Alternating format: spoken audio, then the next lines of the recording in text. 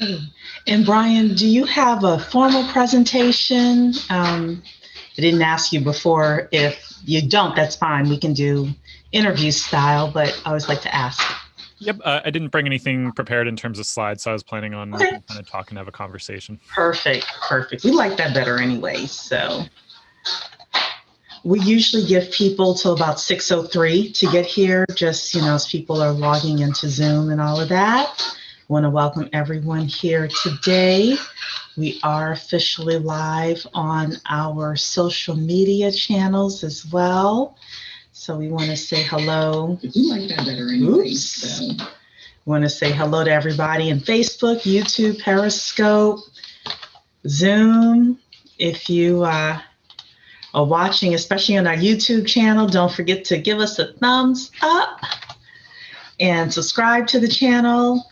If you're by chance someone shared this on Facebook, then welcome. Please come to black10kproject.com and become a member of our Facebook group. And more importantly, become a member of our community. We would love to have you. So I do have a little presentation that I always like to start off with, just to explain who we are and why we came into existence. And, then we will be able to have you discuss it. Or actually, I usually have Tawana do it. So now I'm forgetting the order with this one. Usually we have Brian speak, and then Tawana, we have you speak. So I apologize for that. So everybody, tell us what city and state you're coming from as well. We have people here, I'm sure, from all over. So don't forget to tell us what city and state you are coming from. And Brian, super jealous of that background that you have as well. The fireplace and the mountains and everything. That's going to be definitely not my real background, but yes. I know, I could tell. But it's a nice background to look at, right? Gotta hide the clutter. Yeah, this looks much nicer. So hello, we got Buffalo here. We've got Ohio in the house. Hello, everybody. Tell us what city and state you are coming from. We've got the DMV in YouTube. We've got Virginia Beach in YouTube. Thanks, everybody in YouTube. Don't forget, I see the thumbs up. Loving it in YouTube. Thank you so much for giving us the love over there. And Tawana, do you have any announcements for everybody? We have another Bet on Black Pitch tonight. We do indeed. So for anyone that is a member watching this evening with us here, every Tuesday at 8 p.m. Eastern Standard Time, we do a Bet on Black Pitch where we highlight one of our Black founders and we talk about their equity crowdfunding campaign. This evening, we've got, I say this every week, an amazing founder that's going to present to you. And if you like what him and his team are presenting, then you have the opportunity to go on the portal that they are being highlighted on and invest with them. So if you are a member, it is a members only event. So if you are a member, please join us this evening. You would have received a text message yesterday, email reminders. You'll get a text message 30 minutes before the pitch, so at 7:30. If you are not a member, unfortunately, you are not able to watch live tonight, but you can become a member, and then we'll send you that replay. Well, I will let you in if you sign up in the next 30 minutes. I'm sorry. Nice. Yes, if you sign up at the10kproject.com, if you become a member in the next 30 minutes, it'll come through and I will let you in. You got 30 minutes to sign up. So tonight's your lucky night, because usually she says her cutoff is 4 o'clock. Cutoff is usually 4 o'clock. Yes, because there is administrative stuff that people have to do. But, for the few people who want to get in for tonight's session, and tonight is going to be a good one. All of them are good, but Tawana gave me a little bit of the preview of tonight's person. And yeah, I think you're gonna enjoy this one. So we have Ohio, Pataskala. Oh, I've never heard of that city before. We've got DC in the house, and it's officially 6:04, so we want to get started here today. Welcome to the 10K Project. We do this session twice a month, and we bring different people who are crowdfunding experts on to talk about crowdfunding. What is crowdfunding, first of all? If you're looking to raise anywhere from $10,000 to $5 million, why crowdfunding could be a possibility for you, the different types of crowdfunding that's available, and ultimately equity crowdfunding is what we focus on within the 10K Project. And then Tawana comes up and talks about why you would want to consider the 10K Project as part of your plan if you're looking to raise money through equity crowdfunding. So with that, the gentleman that we are bringing on was actually brought to us by Dr. Keisha Waddell. He is part of the Crowdfunding Professional Association, which Tawana and I are also a part of. And he was so gracious. He was actually the one that put together the fantastic course that we have about Equity Crowdfunding 101 from an investor point of view. We did that. It's been about a month now, Tawana, I believe. We were able to use and leverage Brian's brilliant material, and we didn't even use it all. We told you to go to Crowdwise in order to get the in-depth review of his work, which is fantastic. I've been on the site several times listening to his videos. So with that, Brian, we want to welcome you to the 10K Project. Thank you. Thank you very much. And this topic. Yeah. Yes, absolutely. So tell us a little bit about yourself overall. How did you get into helping people raise money and helping investors actually invest in crowdfunding? Yeah, that's a great question. Once again, just want to thank you both for having me on tonight. So my background is definitely not typical. Then again, I don't know how you could say what a typical background would be for, an entrepreneur, because I think they come from so many diverse, experiences. So myself, I was actually an engineer for 10 years, working for a large company, and had always had a passion for investing. And so kind of 10 years into my career, learned about this thing called equity crowdfunding, that we're going to be talking a little bit more about tonight. And at the time, even back then, there was just not a lot of information available to help anyone get started, whether you were a founder, someone who is an entrepreneur, who has a business looking to raise capital, or an investor. So I pretty much decided that, this was really where my passion has always lied. I've always been a big investor, and then also, really looking to kind of work with, energetic entrepreneurs, just kind of, being around them, seeing their passion, whether they're building a Main Street business or a coffee shop or a local brewery or, the next great tech startup. There's just, so many kind of diverse people who are working on really exciting things. So I decided I wanted to be a part of this community, and basically took the leap, started Crowdwise at crowdwise.org. And my main focus there to start out was helping the investors. So I was basically taking my own lessons of someone who was coming from outside of this industry. I didn't come from a finance background. I didn't come from a startup background. And then being able to take the lessons from whether it's venture capitalists or angel investors, and be able to apply those to equity crowdfunding. So I created courses, which you mentioned, we've been working pretty close with your team, and kind of, sharing some of those courses and the knowledge, because that's really what Crowdwise is all about, is sharing information, helping people get started, kind of introducing them to the concepts of crowdfunding, whether you're an investor or an entrepreneur. And then even, when we talk about the Crowdfunding Professional Association, CFPA, we help attorneys, accountants, kind of all the different people that make up this industry. So that's really where I got my start. At this point, I've been in it for about 2 years, and I have invested in myself in, kind of losing count now, but somewhere north of 130 regulation crowdfunding, equity crowdfunding deals.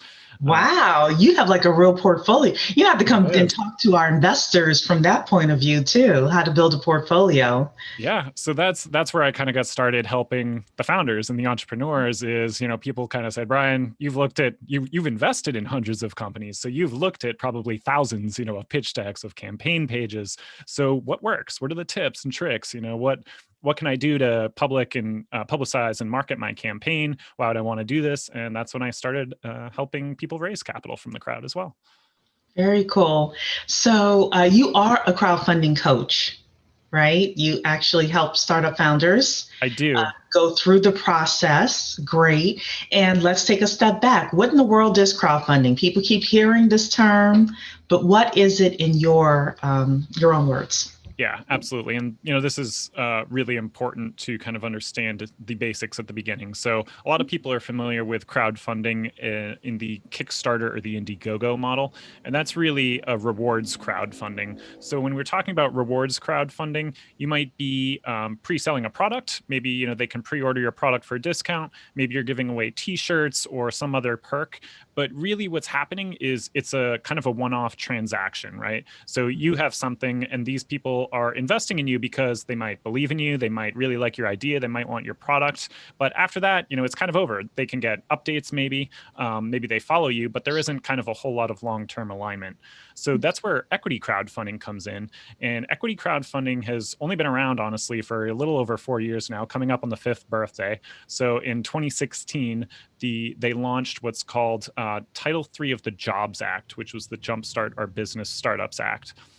And what that did is it introduced something called regulation crowdfunding, or Reg CF for short, which basically allows anyone, you don't have to be a venture capitalist, a really wealthy angel investor, anyone can invest now for sometimes as little as $50, $100 in these companies. So when I tell you, I've invested in 130 of these, this doesn't mean I'm writing, $10,000 checks, not anywhere near it, right? It's much smaller investments. But here's the key difference, right? When you are investing in a company's long-term potential, you are not just doing this transactional, Kickstarter model where I get something from you and then our relationship is kind of done. Now I'm a long-term investor in your company.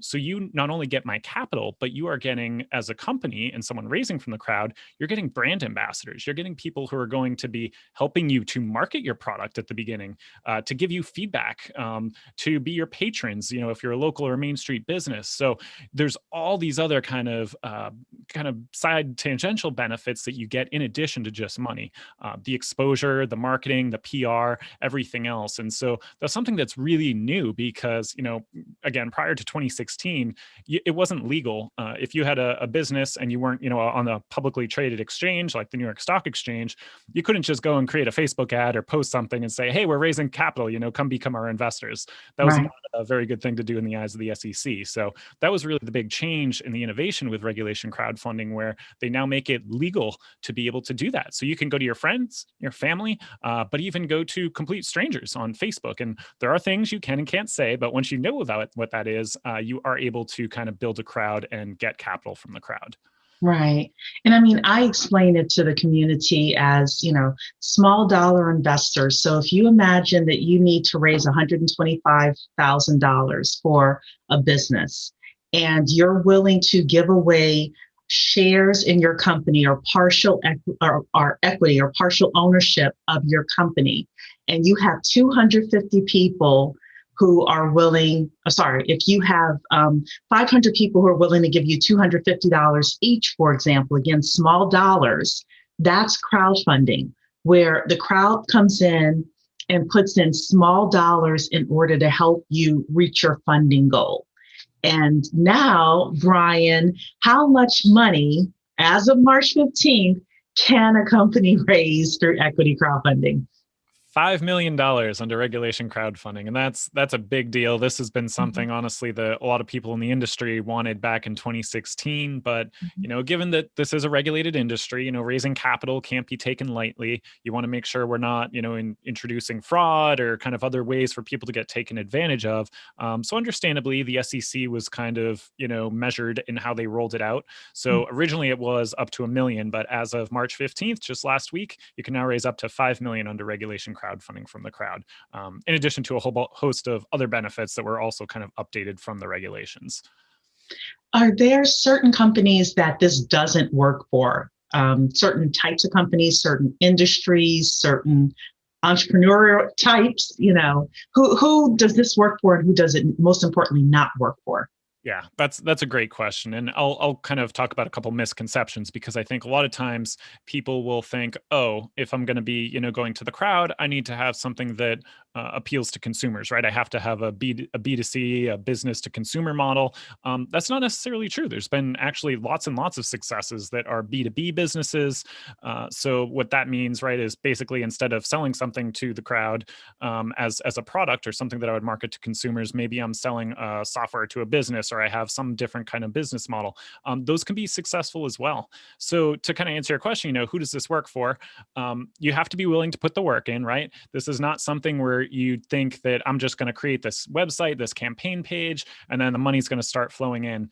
It really is kind of a good case where you're going to get out of it what you put into it. And it does take a lot of effort, not only kind of once you've launched, but actually leading up to the launch is really, really crucial. Making sure that you're preparing all these different things so that once the go button is hit and once your campaign page is live, you're not trying to play catch up and, try and find investors and drive people to your page. So for who it works for, again, anyone who already has a crowd. So maybe you have, maybe a large audience, maybe you have a mailing list, maybe you have patrons, if you're a Main Street business like a coffee shop or a brewery or something like that, that's one of these great benefits where you can actually turn your customers into your investors. And a lot of times, we'll talk about this a little bit too, but you can use perks in your campaign. So in addition to just collecting, $100 check from a couple hundred investors, you could say, hey, everyone who invests at least $500 gets, free coffee every month or something at our coffee shop. You can put these perks into the deal, just like the Kickstarter model, but to actually kind of incentivize people to basically invest a little more, but also to really kind of get a lot more value than just saying, hey, I'm a long-term investor in this company, but I also kind of get this cool benefit as well. So as I mentioned, it's definitely good, if you have that existing audience, but even if you have, friends and family who want to invest in you, even if you, are someone who, is trying to figure out like, sorry, I'm losing my train of thought there for a second because it's just there's so many options. It really works for everyone. I'm trying to think of an example of who it wouldn't work for. So if for whatever reason, you are working on this super secret thing and you can't let anyone know about it because, if your competition found out about it, well, crowdfunding is probably not a good option for you because you have to make a lot of information public. You have to disclose financials, basically kind of 2 prior years, and there's certain audit or financial requirements in addition to kind of your business plan. And if you're not willing to share that with the public and put that somewhere that's in a public venue where people can decide to invest, it's going to be hard to convince people to invest in you if you're not telling them a lot. So if for whatever reason that was a big obstacle in your business, perhaps crowdfunding is not right for you. But really, yeah, it's, I'm really trying to come up with a good reason of who wouldn't be good for crowdfunding. But it just has so many different applications that even depending on your business, I think that there's a way to find it a fit within your business. So Brian, currently there are probably we're above 60, aren't we, with the portals? Yeah, I think 70 and counting, and I know a bunch that are in the pipeline. So 70 and counting. So now entrepreneurs have, a suite of places, a host of places that they could go to possibly have their campaigns highlighted. What are these platforms or portals looking for?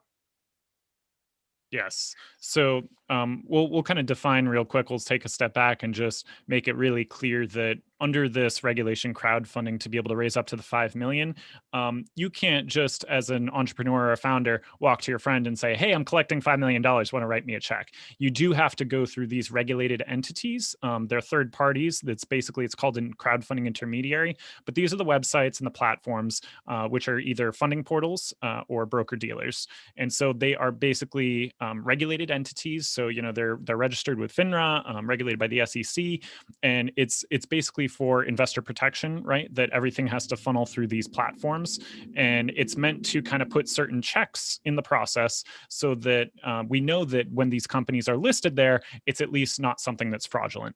So Tawana, to go back to your question and say, what are these platforms looking for? It does vary. That's something else that, as an entrepreneur, you'll need to look at to try and find out, which of these platforms might be a good fit in as an investor. Because, for example, some of the platforms may try to do some additional kind of due diligence or deal curation, especially, if they're a broker dealer, they might be trying to only present to their investor base certain types of deals. So you have to kind of fit what that criteria is that they might be looking for. Maybe they want a certain amount of revenue, or maybe it's a certain type of business. But a lot of the platforms out there are pretty open, where they're not trying to say this is a good investment or not, right? They want the crowd to be able to decide what they want to invest in. And so what they mainly do are kind of those compliance checks, where they're doing bad actor, anti-fraud, kind of the certain things that's like the, check the box to make sure it's not fraudulent. But then once that campaign goes live, it's really up to the investors to be able to make that investment decision. But, some of the things that the platforms will need are, the financials. Well, this is what the SEC will need when they file what's called your Form C.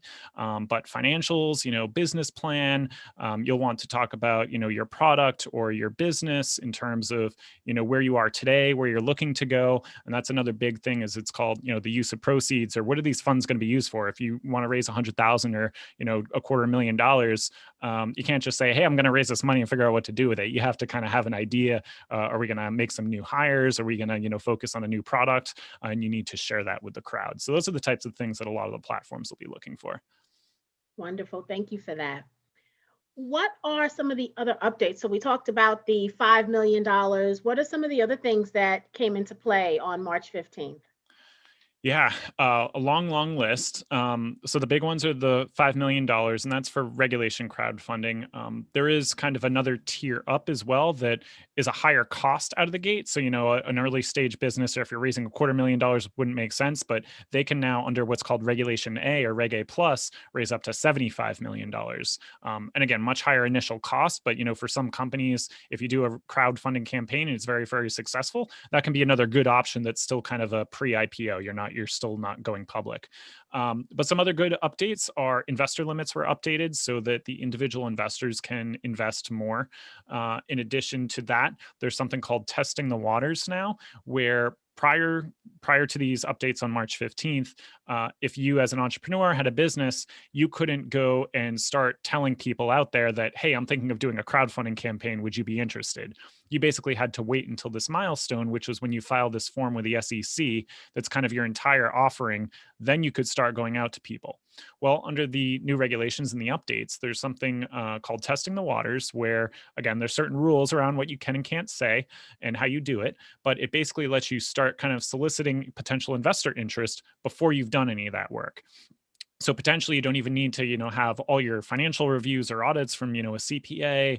Maybe you don't need your entire campaign page or your video or all these other things and aspects of it. So it does allow people to kind of gauge interest, which can be good, because sometimes, between legal fees from attorneys and drafting up, you are selling equity, right? Or, convertible notes or anything. So there is kind of a legal cost and accounting cost for the financials. You could be a couple tens of $1,000s, right? It might be to kind of get off the ground for one of these campaigns. Obviously widely varies depending on your business, but that can still be a lot for a lot of people to chew off. And, it's kind of a big risk. So what testing the waters does is it kind of says, let's see if there would be enough interest here where it's worth us making that initial investment before we kind of launch a campaign. So in addition to that, a bunch of other kind of updates, just streamlining the regulations in terms of all these different, it's sort of an alphabet soup of, there's Regulation D, which was like the old private kind of private placements under 506 D, and then there's Regulation A, Reg CF. And so there was some streamlining of all these different regulations as well, just to kind of make it a little bit less confusing. It's at least a step in the right direction. I won't say it's not confusing still today. And then, yeah, the investor limits and correct me, I'm trying to think of, I know there were so many other updates, so if I missed anything else you want me to call out, feel free to chip in. Wonderful. For me, those are the big ones. Yeah. Those are big ones. Yeah, those are the real big ones. So how much on average do you think that people should have if they think they want to do this? So in other words, we hear sometimes that the legal fees, the accounting fees can reach up to 5 figures, but what have you seen in actuality with regards to how much money an entrepreneur may have to invest in order to be approved by the SEC to even raise funds? Yeah. So just kind of 2 quick things. First, just for clarification, the SEC isn't technically approving you when someone goes through this. You basically file a Form C, and it's filed there, but it's not approved. So that's something that both investors and entrepreneurs should be aware of, is just because someone has filed this Form C with the SEC doesn't mean that this is approved, right? That's kind of just the process to kick things off. But so taking a step back, I think the numbers, say $5,000, $10,000 for some of these accounting fees and the financials and everything else. Again, it widely varies. There's a couple factors that are probably most influential in terms of what will impact that number. Number one is how much you want to raise as a maximum. So, if you say, all right, right out of the gate, I want to raise $5 million, you're going to have some substantial fees to kind of get off the ground. That would definitely be in the 5-figure plus range, because when you start going above a certain amount, so basically anything over 1 million, from 1 million to $5 million, you have to get 2 years of audited financial statements. And then of course, if you're going to be raising $5 million, you're probably going to have lots of investors. So you're going to need to make sure that you have really good deal terms and have an attorney review that. And of course, you're probably going to be doing a lot of marketing spend, where that might not be right out of the gate initially, but to get $5 million, if you were going to do that, you do have to invest a lot. That's what I was kind of alluding to before, that you don't just post a campaign page and, the money starts rolling in. Right.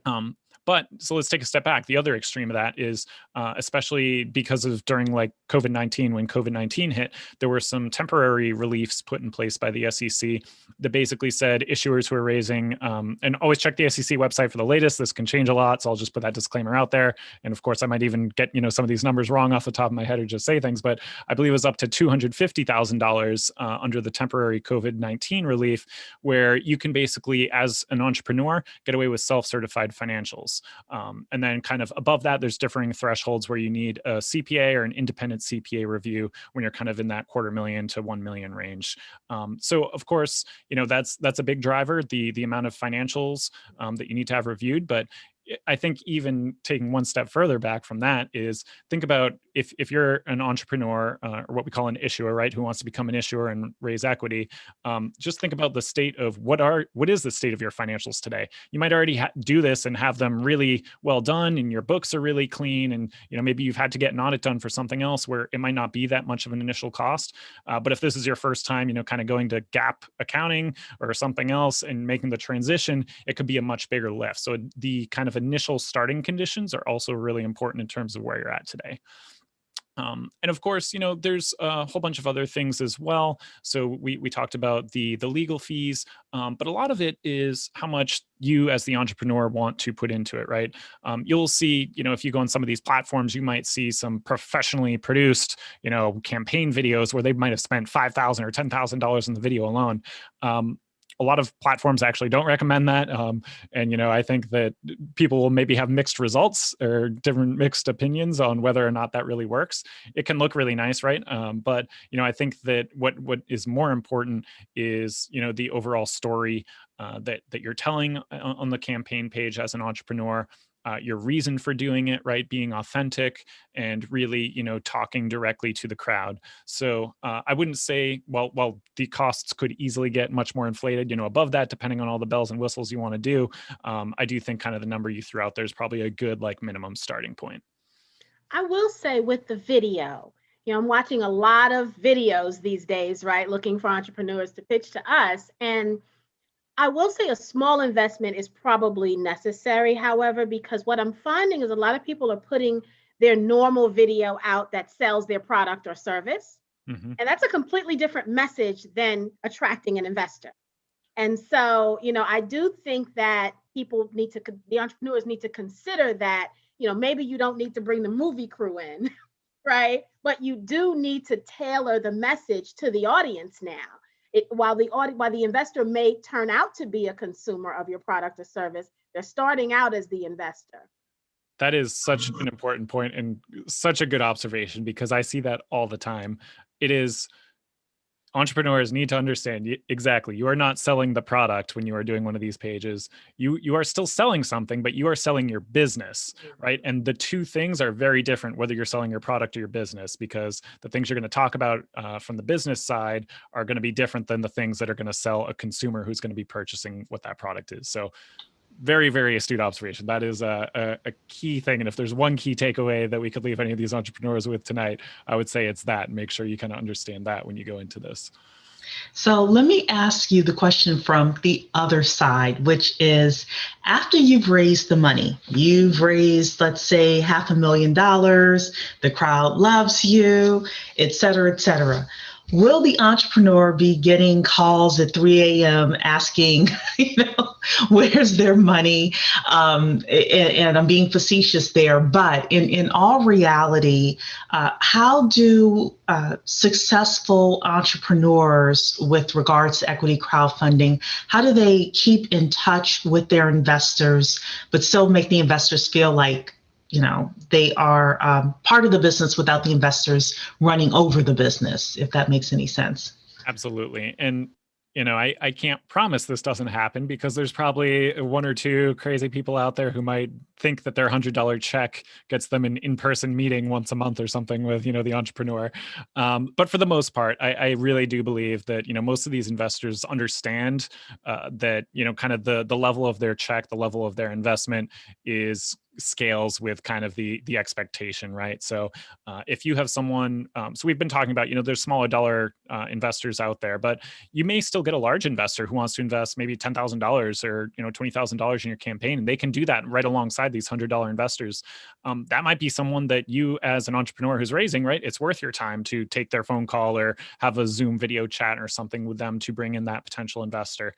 But for the most part, I think investors do understand that, if they're investing 100, 250, even $1,000, the entrepreneur cannot scale their time and meet with each one of, dozens or hundreds or potentially thousands of investors for that. Now, there are some really good examples of people that I've seen are founders and entrepreneurs in terms of how they engage with their investor base after they close their round. Or just some ideas that, as I mentioned, the relationship doesn't end there. These people are investing in your company long term. So, if your business is, perhaps more of a Main Street business, these might be some of your patrons who are coming in and, using your goods, your services. Those people, as well as if you have an online product or something else that you're selling. One of the things that I've seen really kind of successful entrepreneurs do is reach out over email or send surveys to their investor base and say, hey, we're looking for feedback on a new product or a new offering that we're doing. We want you to be kind of the first guinea pig testers. Let us know your thoughts, your feedback, so they can kind of use that investor base as someone that they know will give them really good direct feedback because they're invested in the long-term, aspect of the business, but kind of get, some of that feedback prior to releasing it a little bit more broadly.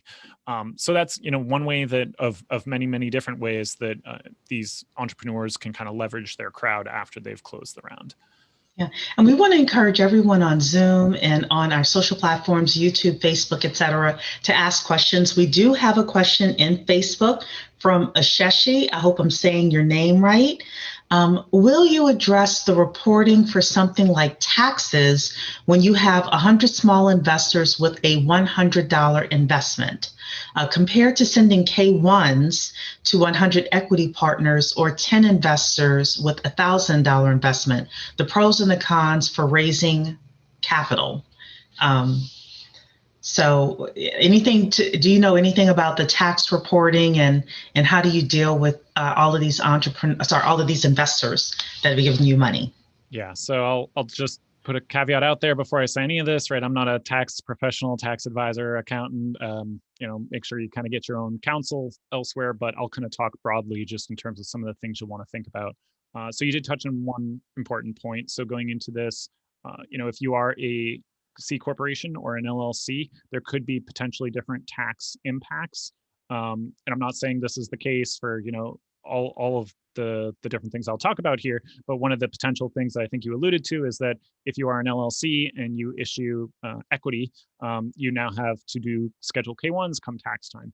Now, I will kind of put the caveat on this that this has been something that's been out there for several years. That there's been lots of companies doing this, so I think there are solutions now that make that more manageable, rather than having to manually go out and kind of create a couple hundred K1s by hand. So I think there are maybe some more technical solutions that are out there and different ways of handling that, but that is something that you'll want to think about. In terms of other tax, I'm trying to think of other potential tax implications. There are tax implications on the investor side, depending on your business type again. They may be able to take certain tax exemptions for their investment. Whether you're successful or if your business ends up failing, there may be certain things that the investors can do with their taxes. But again, that's very kind of a very specific situation for each individual. So I don't want to comment too specifically on that. And then in addition, you kind of talked about ongoing reporting requirements as well. So one thing to be aware of is that there is a requirement under regulation crowdfunding, under Reg CF, where you need to do an annual report each year. Now that annual report has kind of certain requirements, but that's basically the only kind of ongoing reporting requirement once you've done a campaign and once you've successfully closed is this annual report. And there's certain rules for, if your income changes or your number of shareholders changes, kind of when you can stop reporting or if you could stop doing that.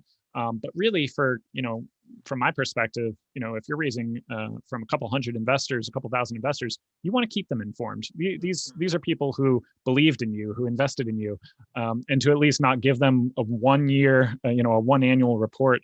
I think that's the bare minimum. And in fact, what I see a lot of the times is that, a lot of these companies will give you monthly updates via email. So that's, a great thing to communicate via email or through some of these platforms. Give your investors updates. So kind of going back to your question, how do you almost prevent some of this inbound of all these people calling you is by communicating, right? The best defense is a good offense, but, over communicate. And then basically you can be kind of stopping some of that before it even comes to you. Yeah, very good. We've got another question here in Zoom. Althea says, hi, Brian, I'm considered a startup and don't yet have any revenue.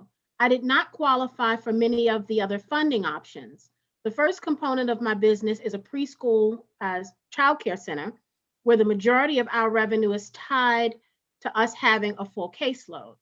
I don't have anyone who would be financially able to invest in my business right now. Would I still be able to do a crowdfunding platform as a startup? Yeah, so to be clear, there's again, it will kind of depend on which platform you go to. There will be certain platforms that might be looking for certain criteria to be met for you to be listed on them. But the fact that you're pre-revenue or there's plenty of examples of companies out there who, have been pre-revenue or pre-launch, pre-product. That's where your valuation will definitely come into play. So when you're selling equity, you have to come up with the valuation. And if you had $1 million in sales last year versus you haven't made any sales yet, that's where the real difference of this valuation is going to come into question. So that might be the difference of whether you're offering maybe a $3 million valuation pre-money versus a $50 million valuation. So I think that what's important is not necessarily that you're pre-revenue or that you haven't made the revenues yet, but that you make that valuation line up with kind of what the long-term or the near-term potential would be for that investment. So put yourself in the shoes of an investor, right? And say, okay, if I'm looking at this company from the outside, what do I think is the potential here? If you haven't made any revenues yet, or if it's maybe kind of, starting to grow, what can I expect over the next 1 to 5 years? You will kind of do your own financial projections for that to be able to, come up with your own models, I'm sure, but that will help kind of answer that valuation question. And then again, going back to your question, well, can you do it? Yes, legally. And the real question then is kind of finding the right platform to partner with you and to work with you. And yeah, so I'd say that if that answers. Feel free to chip in too if I missed anything that you two want to add to that. No, that was good. That was good detail. Yeah. Tawana, I'd love for you to talk about the 10K project and where what we're doing and how we fill in some of the gaps for some of the entrepreneurs as well, please. Let me ask my question because I think it ties into that. Yeah, sure. Absolutely. So Brian, here at the 10K project, we focus on the Black founder because we do know that there is underrepresentation, right? And so can you speak to, you kind of have your ear to the ground with what many of the portals are doing. Can you speak to how the portals are addressing that problem within their business? Yeah. So, You will hear many of the portals and many of the proponents of crowdfunding, say the exact same thing, that this is, you'll hear this thrown around all the time. It's a democratization, right, of the access to capital for entrepreneurs and founders.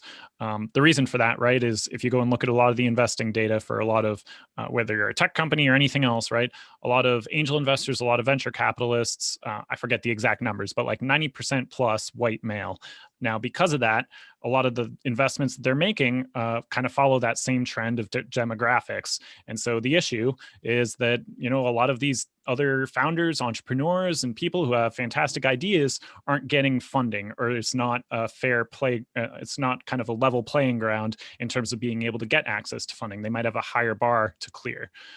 So what a lot of these platforms are doing is making that a big part of their process, right? This is for the first time opening up, any investor anywhere in the world. Doesn't matter what geography. You don't have to be located in one of these tech hubs or Silicon Valley. Doesn't matter what your background is. It doesn't matter really anything. So the fact that anyone can invest now is putting the power in the hands of that crowd of investors who now can who can fund some of these founders that previously wouldn't have been able to find that funding from kind of the traditional venture capital or angel investing model. So to kind of go back to your question, what are some of them doing?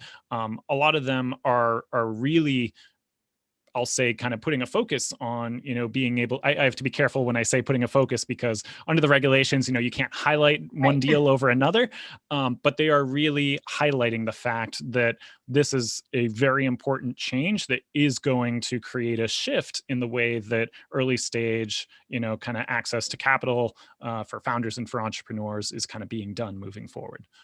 Very good. Thank you for that. Yeah. I will talk now a little bit about how we fill the gap. So, we, as a way to help mitigate some of the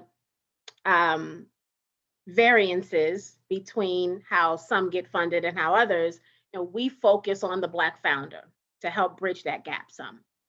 And we do that by creating this community, the 10K Project, where we educate both the entrepreneurs and the investors on crowdfunding as a whole. But then from an investor standpoint, we also go a step further and talk about alternative investment options, not just crowdfunding. And then from an entrepreneurial standpoint, we help you with business development and teaching you about those things that'll help you scale and grow the business.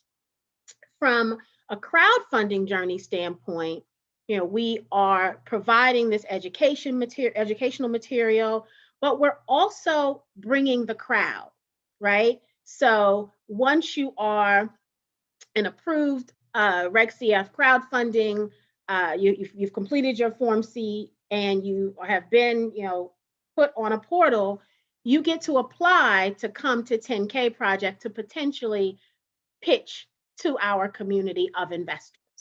And we have a process that we go through as well to determine who's going to be able to pitch. I'd mentioned earlier today that we do those pitches every Tuesday at 8 p.m. and we highlight a new Black founder at that time. But that's just part of it, because after you pitch, you also become a part of the community. That's kind of part of it for you, because you may have additional rounds later. Brian talked earlier about, these investors become your consumers, right? And so when you come into the 10K community, you have this ready built, support system waiting to help you through this journey. We also connect you, if you show interest in something like crowdfunding, we also connect you with partners like Brian, who could assist you through that process. We've got a network of attorneys and accountants and all of those service providers that can help you as you go through the journey. Because as Brian mentioned, there are fees and there are specialties that you're going to need to help you get to a campaign that is successful. The marketing, the legal, the accounting, all of those things add into a successful journey. So it's not as simple as, you trying to go online and download a Form C and fill it out. There's a lot more to it that's going to allow you to be successful. And we help you get to the right partners that can help you through the journey. So if you're not already a member of 10K, please consider it. It's a $100 lifetime membership fee. It gives you access to our knowledge library of information, gives you access to our expert directory, which allows you to put your service or product in, but also allows you to, seek out the provider or service that you're looking for. And then it also allows you access to see those Bet on Black pitches that the community will be able to invest in. I think we're doing our part at filling that gap. And this is phase one for us. We've got a lot more in the pipeline to come as well. But this is a place where I believe the entrepreneur can really be cultivated and get to, like Althea, be able to get to a successful place in figuring out how you can get the capital that you need. And so if you're interested, Cherie put the link in there. It's the10kproject.com. Also, if you're interested in learning more about crowdfunding, Brian's website is crowdwise.org. Great content in there, guys. We're not just saying that. I mean, it's really great content. Lot of information too. I mean, any question I've ever had, I go to Crowdwise and I find the answer. So it's a lot of good real-time information. That's the other thing, because as things change, there's really good real-time information. If you just Google, you may find some really old, outdated statistics and all of that, but Brian does an amazing job at keeping things fresh. So thank you for that, Brian. Thank you. I appreciate that. And, I want to give kudos to what you're doing at the 10K Project and your team as well, because as you were mentioning, there's so many things to do for a campaign, between the legal, the accounting, just not knowing what questions you need to ask, it can be overwhelming, because remember that you're an entrepreneur, you're a founder, you're also trying to run a business, right? Like this, just doing the campaign isn't supposed to be your full-time job, but a lot of times, it can take up a lot of work. So I would definitely say, anything that, however you envision the 10K project could help you out, definitely consider that, because what you guys are offering, and to be able to help address and fill this gap, kudos to you. I'm really happy to be on the call and honored to be here with you tonight. So yeah, we're grateful for you for being one of our partners and partners in crime and friends with regards to what we're doing. So Bianca asked a question here in Zoom. Hello, I am a Black woman who owns an S Corp, and my company is in the development stages. We're looking to create an innovative cooking channel for online purposes. However, we need the capital to hire a production team and purchase property for the company. What tips do you recommend to generate the income to launch our company? Yeah, so I'll just mention one thing right off the bat is, as an S Corp, most likely you will not be eligible to be able to do equity crowdfunding, because there are certain rules of in terms of shareholders, and where it's pretty much just not usually feasible. So equity crowdfunding is probably not an option, at least in your current state as your business is today. However, there's lots of other options out there, right? And one of the things, as as someone who's starting a business, is trying to figure out how far you can kind of take it yourself too, before you do need to get some of that outside capital. Because one of the things, even for I tell people, even as doing an equity crowdfunding campaign, it doesn't mean you can kind of just show up with, hey, I have this great idea, here's my sketch on a napkin. Anyone who's going to be giving you that capital from the outside wants to see, why are you the right person that I should be investing in? What have you been able to do so far with the limited resources that you do have? And if you can address some of those questions, you may be able to, attract some other potential outside investment. So again, there's you could look at more traditional sources of crowdfunding, again, as kind of the rewards route. And while you can't do a Reg CF round, I'm not as knowledgeable for S Corps in the private space, but you may still be able to do a private round under what's called Regulation D. So you may be able to check that out. But that would basically let you have kind of a fewer number of investors be able to perhaps invest in you. So maybe what you could do, right, is if you're doing this innovative cooking channel, you could connect with people who are influencers or kind of established in that space, or potentially have invested in that space in the past, and try to connect and reach out to them as a potential way.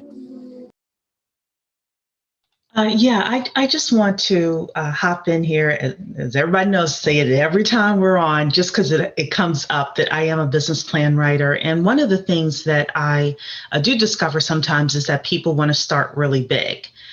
Instead of starting where we are. So Bianca, I don't know what exactly you mean by innovative cooking channel, but maybe you start with an innovative cooking show.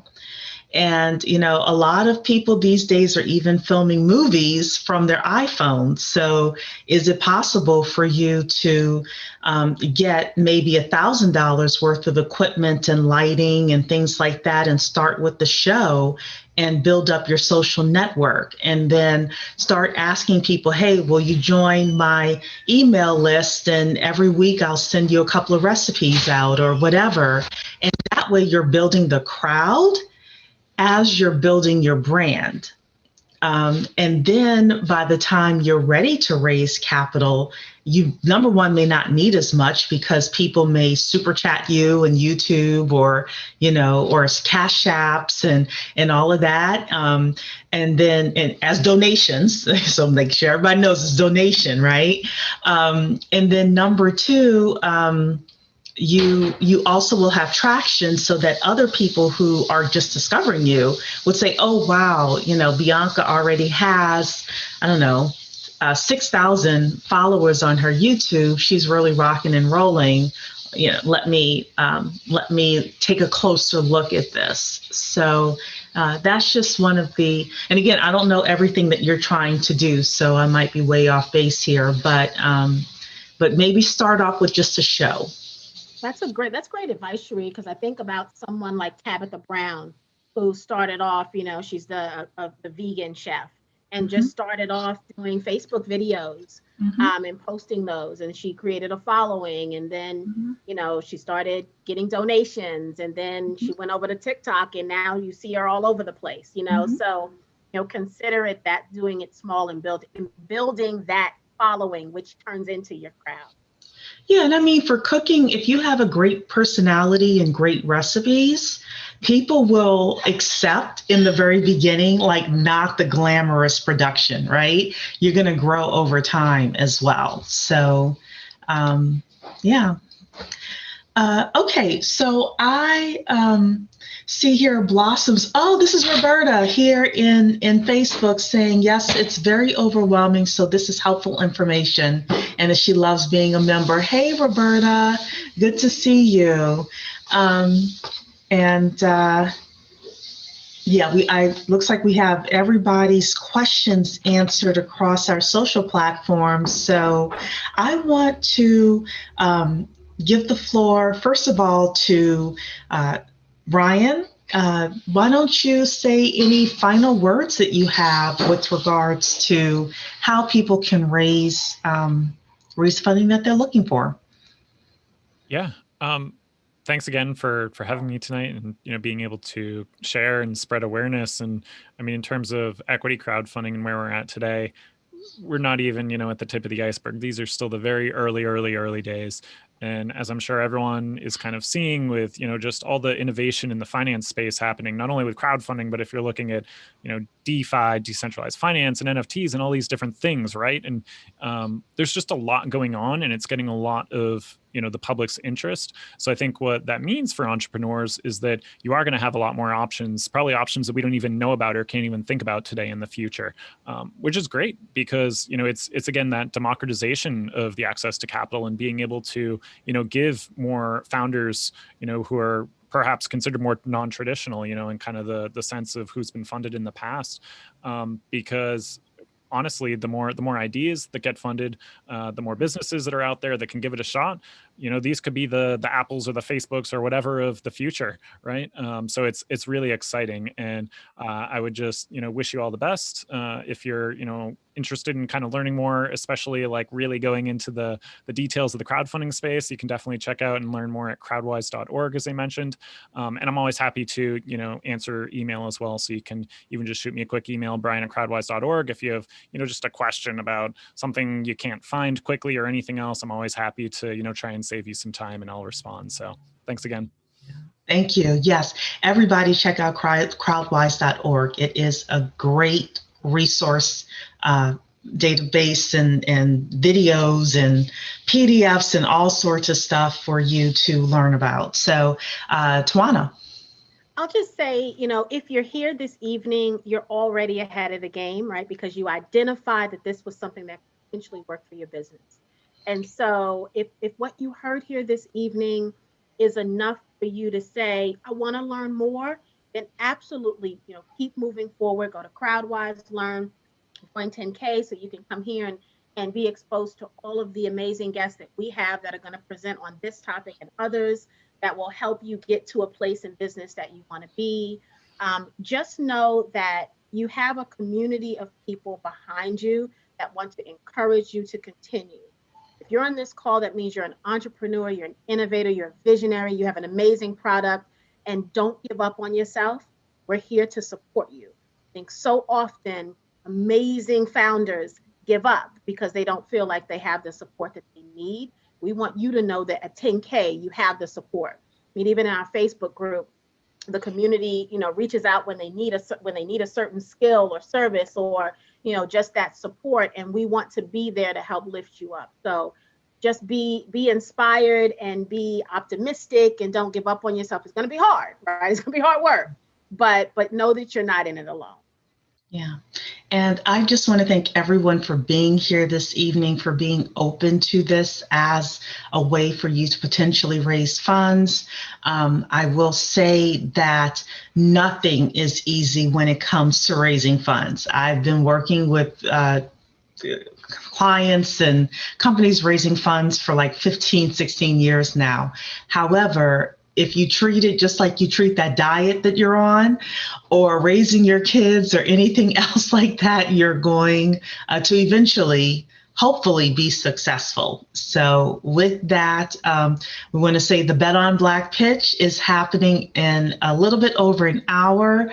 You had your chance to become a member. If you want to attend tonight's session at the10kproject.com, once we log off here, I am going to get a sandwich and then I'm going to check to see who has signed on in the past hour. So hint, hint, if you still want to get into tonight's Bet on Black pitch session, you got about 5 minutes while I put my soup on the stove. All right.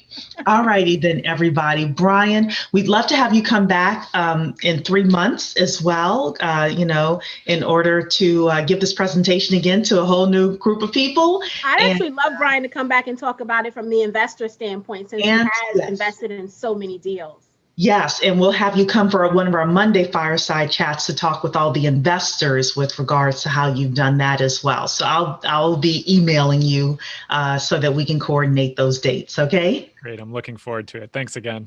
Thank you.